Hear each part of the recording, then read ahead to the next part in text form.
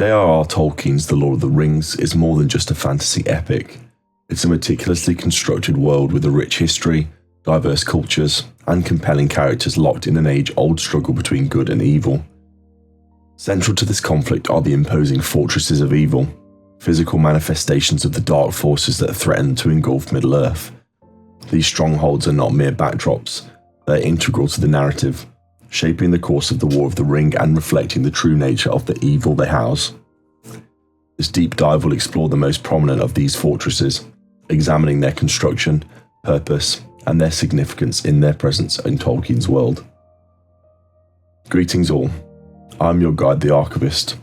Today I will look at dark fortresses, their origins, their influences on the events of Middle-earth, and their final fate. Before we begin, please remember to like the like and subscribe waystones down below, so that more people can learn from the archives.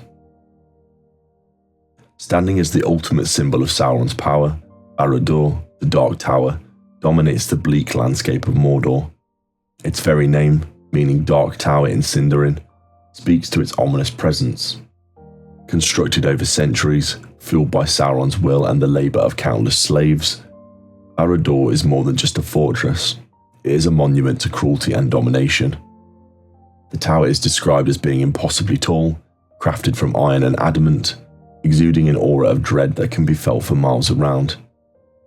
The details of its construction are shrouded in darkness, but it's known that Sauron poured much of his own essence into its creation. This imbues the tower with its malevolent power, making it not just a defensive structure but an extension of himself. At its summit resided the Eye of Sauron, a disembodied, ever-watchful gaze capable of piercing shadows and crushing the will of those who dare to look upon it. Barad-dûr's primary purpose was to serve as Sauron's command centre. From this vantage point, he orchestrated his armies, planned his conquests, and exerted his influence over Mordor and beyond.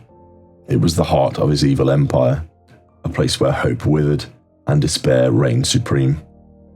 The destruction of Barad-dûr at the end of the War of the Ring signified not just the defeat of Sauron's armies, but the dismantling of his very being, proving that even the mightiest fortress is vulnerable to the power of good. Once the fair city of Minas Ithil, the Tower of the Moon, Minas Morgul stands as a grim testament to the corrupting power of Sauron. Captured long ago by the Nazgûl, Sauron's most fearsome servants, it was transformed into a twisted reflection of its former glory. Poisonous mists emanate from the valley surrounding the fortress, and eerie spectral lights flicker across its walls, creating an atmosphere of palpable dread. The details of Minas Morgul's transformation are horrifying. The once pristine white stone is now tainted with a sickly green glow, and the intricate carvings have been warped into grotesque mockeries of their original forms. The very air seems to hum with dark magic, a palpable sense of malice that clings to all who venture near. Serving as the base of operations for the Nazgûl, Minas Morgul was instrumental in Sauron's military strategy. From this stronghold, the Ringwraiths launched attacks on Gondor, sowing fear and chaos among the defenders. The fortress also housed a vast garrison of orcs and other foul creatures, ready to march upon Gondor at Sauron's command. The strategic importance of Minas Morgul lay in its proximity to Minas Tirith, the capital of Gondor. Its presence served as a constant threat, a dagger pointed at the heart of the last bastion of men. Located in the strategic gap of Rohan, Isengard was once a Gondorian fortress tasked with guarding against threats from the north. However, it fell to the sway of Saruman the White, who corrupted it for his own purposes. Saruman transformed Isengard from a place of defence into a centre of industry and war, a testament to his ambition and his descent into darkness. The details of Isengard's transformation are crucial to understanding Saruman's fall. He replaced the natural beauty of the valley with the vast forges and workshops, where he bred and armed his Uruk-hai army.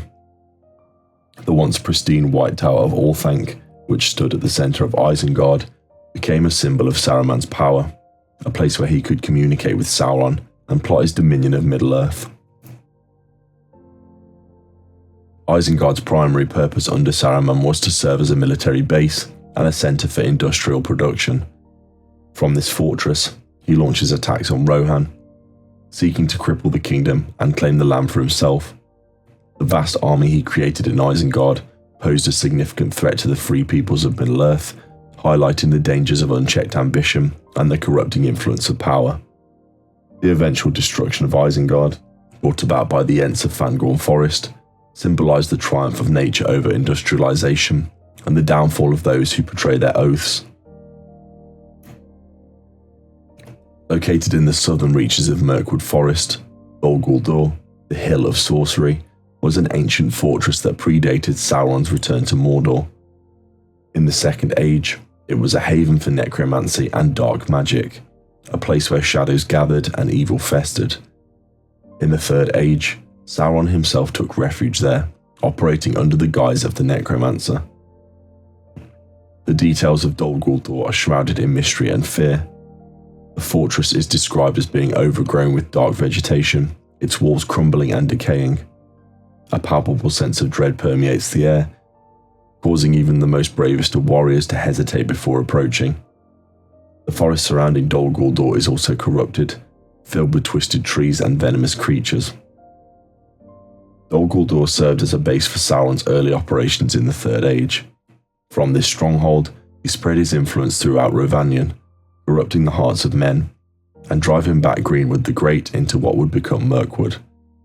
He also amassed power and knowledge, preparing for his eventual return to Mordor and the resumption of his quest for the One Ring. While not as overtly powerful as Barad-dûr, Dol Guldur was a crucial stepping stone for Sauron's rise to power, representing the insidious nature of evil and its ability to corrupt even the most remote corners of the world. These fortresses of evil are more than just locations in The Lord of the Rings. They are powerful symbols that contribute to the overall themes of the story. They represent the physical manifestation of evil, the embodiment of darkness and corruption. They demonstrate how evil seeks to dominate and control, to impose its will upon the world. Moreover, these fortresses highlight the importance of resistance. The free people of Middle-earth stand against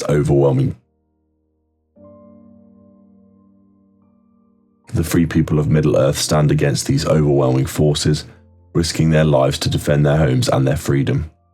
The struggle against these fortresses, both physical and metaphorical, is at the heart of the epic, as it shows that even the most formidable evil can be overcome with courage, hope, and the unwavering pursuit of good. In conclusion, the fortresses of evil in Lord of the Rings.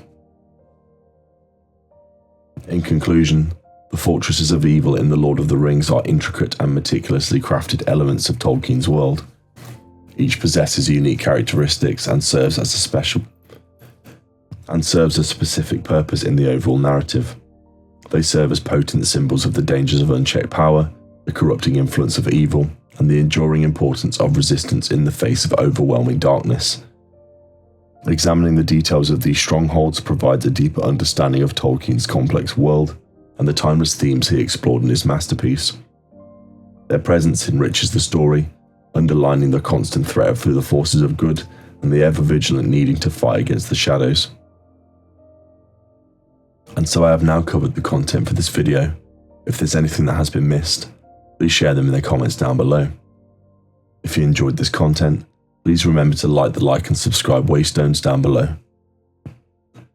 Now Lueg Van Advan, until we meet again.